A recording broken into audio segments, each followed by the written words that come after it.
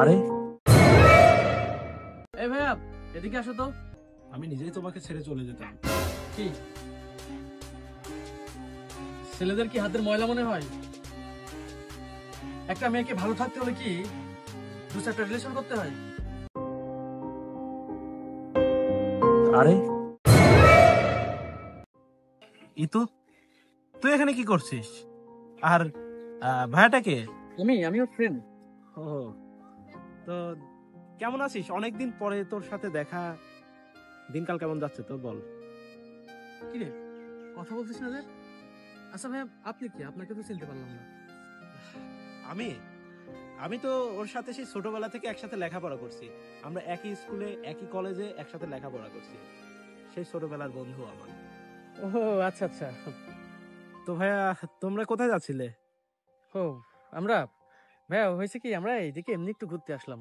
আচ্ছা, আসলে অনেকদিন পরে ওর সাথে দেখা হলো, তো তো চাচ্ছিলাম একটু তিনজনে মিলে একটু কোথাও বসি, আড্ডা দেই, ঝালমুড়ি খাই।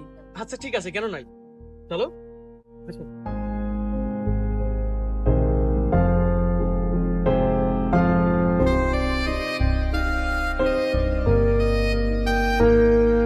এই ভাইয়া এদিকে আসো তো।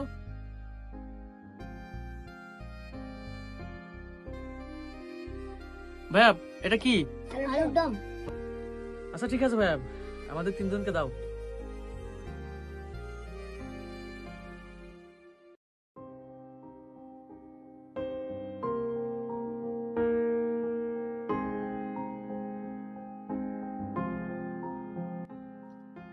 তো ভাইয়া, আপনারা একটা নিলেন কেন আর আমাকে একটা দিলেন? আপনারটা কোথায়? সমস্যা নেই ভাইয়া, আমরা দুজন খুব ক্লোজ ফ্রেন্ড তো, একটাই খেতে পারবো, আপনি খান। ওহো আচ্ছা। তো ভাইয়া, সত্যি কি আপনারা খুব ক্লোজ ফ্রেন্ড, নাকি ফিউচারে কোনো প্ল্যানিং ট্ল্যানিং আছে? সত্যি বলতে কি ভাইয়া, এরকম প্ল্যানিং আছে। আমরা চিন্তা করছি খুব দ্রুতই বিয়ে শাদী করবো আর কি।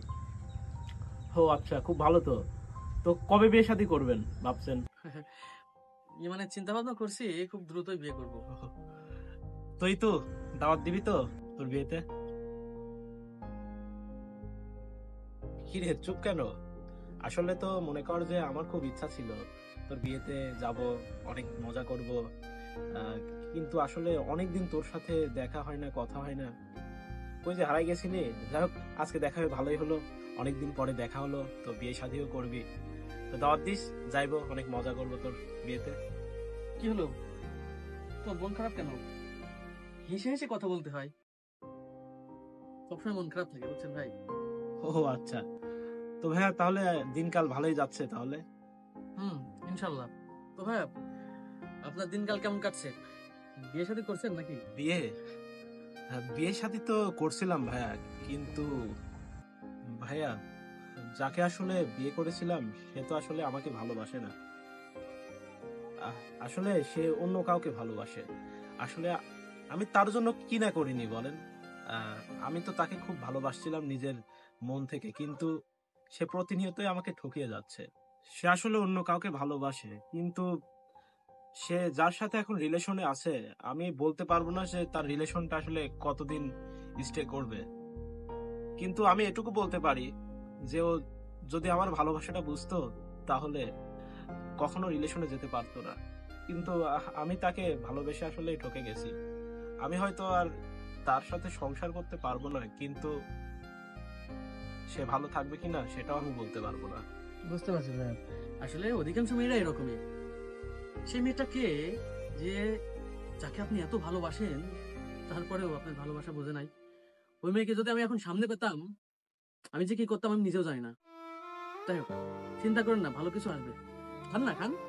আপনি জানতে চান সে কে? হ্যাঁ অবশ্যই জানতে চাই, বলেন না বলেন। আপনি আসলে তাকে চিনেন, আর খুব কাছ থেকে চিনেন। সে আসলে আপনার খুব কাছেরই একজন। মানে ভাই ঠিক বুঝলাম না, আমার কাছের মানে কাকে মিন করছেন আপনি? আসলে ভাইয়া, সত্যি কথা বলতে, আপনি যাকে বিয়ে করতে চাচ্ছেন সে আসলে আমার ওয়াইফ। ওর সাথে আমি 3 বছর ধরে সংসার করছি। বিশ্বাস না হলে আপনি ওদের জিজ্ঞেস করতে পারেন। মানে কি বলছেন আপনি? একটু উনি যা বলছে সেটা কি সত্য?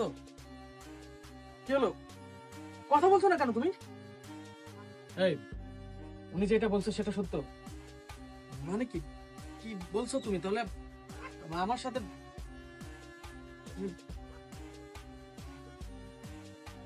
কিন্তু তুমি আমাকে এভাবে না ঠকালেও পারতে। তোমরা রিলেশন করো, তুমি আমাকে বলতে পারতে একবার, আমি নিজেই তোমাকে ছেড়ে চলে যেতাম। কিন্তু এভাবে দিনের পর দিন আমাকে ঠকিয়ে এটা তুমি একদমই ঠিক করোনি। যাই হোক, তুমি তোমার মতো ভালো থেকো, আমি আসি।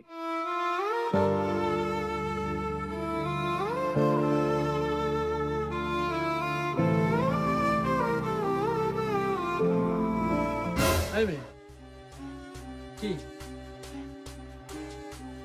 ছেলেদের কি হাতের ময়লা মনে হয়? একটা মেয়েকে ভালো থাকতে হলে কি দু চারটা রিলেশন করতে হয়? আরে আমার তো ওই ছেলেটার কথা শুনে মনে হলো সে অনেক নম্র ভদ্র। তার মধ্যে একটা ছেলেকে তুমি কিভাবে ঠকাবে? আমি যদি আগে জানতাম তুমি বিবাহিত, তোমার জীবনে আরেকটা পুরুষ আছে, আমি জীবনেও তোমার সাথে রিলেশন করতাম না। এখন যেহেতু জেনেই গেছি তুমি একজন বিশ্বাসঘাতক, সো তোমার সাথে রিলেশন কন্টিনিউ করা আমার পক্ষে কখনোই সম্ভব না। তুমি অনেক ভুল করেছো, এই ভুলের খেসারত তোমাকে পেতে হবে। ভালো থেকো, বাই।